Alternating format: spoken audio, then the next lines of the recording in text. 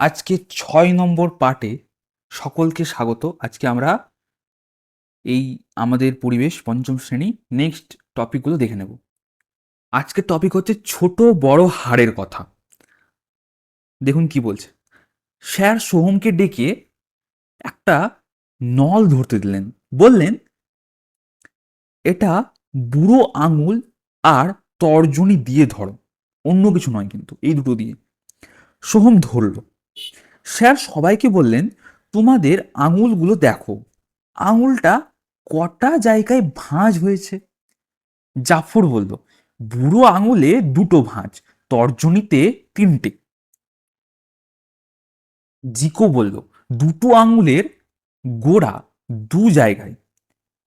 রোকেয়া বলল, দু জায়গা থেকে দুটো হাড় গেছে কবজিতে। স্যার ওদের কথায় খুব খুশি হলেন। বললেন, ঠিক আছে, কবজি থেকে 5 আঙুলে মোট কটা হাড় গুনে নাও। এই বলে স্যার একটা হাত আঁকলেন। একটু ভেবে জিকো বলল, স্যার গায়ে তো অনেক হাড়, কয়েকশো হাড় যাবে, কয়েকশো হয়ে যাবে। সোনাই বলল, সব হাড় কি এভাবে গোনা যাবে?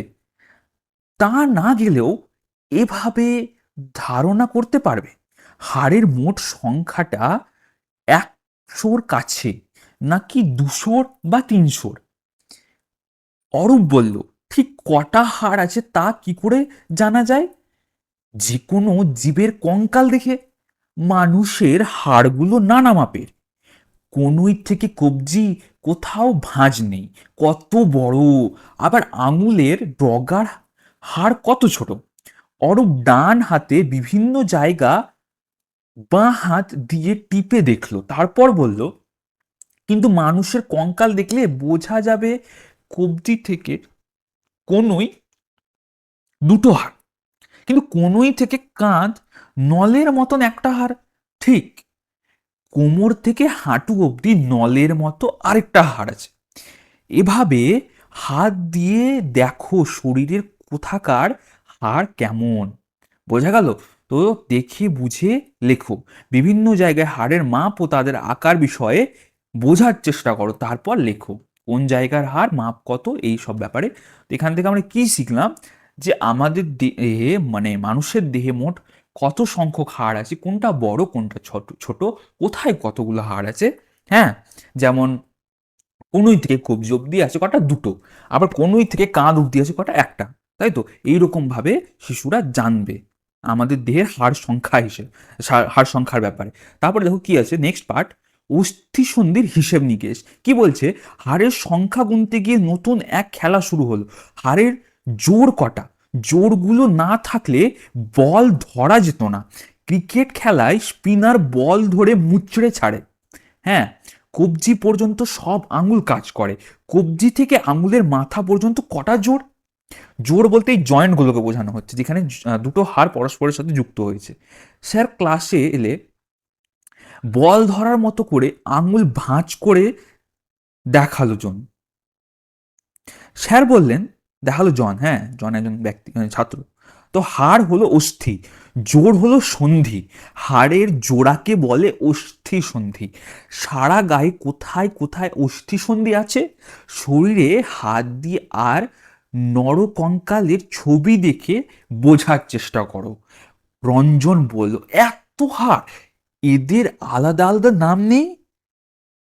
খোপে কোথাকার হাড় কোনগুলো তা লেখো। যেমন এখানে একটা রয়েছে, এখানে দুটো রয়েছে, এখানে কটা রয়েছে সেটা বলতে হবে, এখানে কটা রয়েছে, এখানেই বা কটা রয়েছে, সবগুলোই বলতে হবে। হ্যাঁ, তারপর নেক্সট আছে কয়েকটা নাম বলছি। কনুই থেকে কবজি, আলনা ও রেডিয়াস। কাঁধ থেকে কনুই অবধি হিউমেরাস। মেরুদণ্ড, ভার্টিব্রা বা কশেরুকা। তারপর কোমর থেকে হাঁটু অবধি ফিমার। হাঁটুর নিচ থেকে গোড়ালি অবধি টিবিয়া ও ফিবুলা। হাড়গুলো অস্থিসন্ধিতে কি দিয়ে লাগানো থাকে? দড়ির মতো একরকম জিনিস থাকে, তাকে বলে লিগামেন্ট। কাঁধ, কোমর, হাত ও পায়ের অস্থিসন্ধির মাঝখানে একরকম হরহরে তরল থাকে। সেটা কমে গেলে হাড়ের নড়াচড়া করতে অসুবিধা হয়। হ্যাঁ, রিনা বলল জিমন্যাস্টিক্স করলে অনেক অস্থিসন্ধি খুব নমনীয় থাকে। ঠিক। আর অস্থি মজবুত করার জন্য ক্যালসিয়াম দরকার, দুধ ডিমে তা আছে। দেখে আর গুণে লেখো, শরীরে হাড়ের বিষয়ে দেখে আর গুণে লেখো। এক হাতে কাঁধ থেকে কবজির আগে পর্যন্ত হাড়ের জোর কটা, গুণে খাতে লেখে, এরকম লিখতে হবে। হ্যাঁ, তারপরে কি আছে, অস্থি মজবুত করার ও অস্থি সন্ধিগুলো নমনীয় করা বিষয়ে আলোচনা করে লেখো। ঠিক আছে, এরপরে আসবে হচ্ছে পেশি নিয়ে কিছু কথা। হ্যাঁ, তো এটা আমরা নেক্সট ভিডিওতে আবার আলোচনা করবো। এখানে আজকে এই ভিডিওতে এই অবধি। সকলকে ধন্যবাদ, একটু ভিডিওটা লাইক করে দিবেন এবং চ্যানেলটা সাবস্ক্রাইব করতে পারেন। আর অনেকগুলো ভিডিও দেওয়া রয়েছে চ্যানেলে, সেটা আপনারা চাইলে দেখতে পারেন। সকলকে ধন্যবাদ, অল দ্য বেস্ট।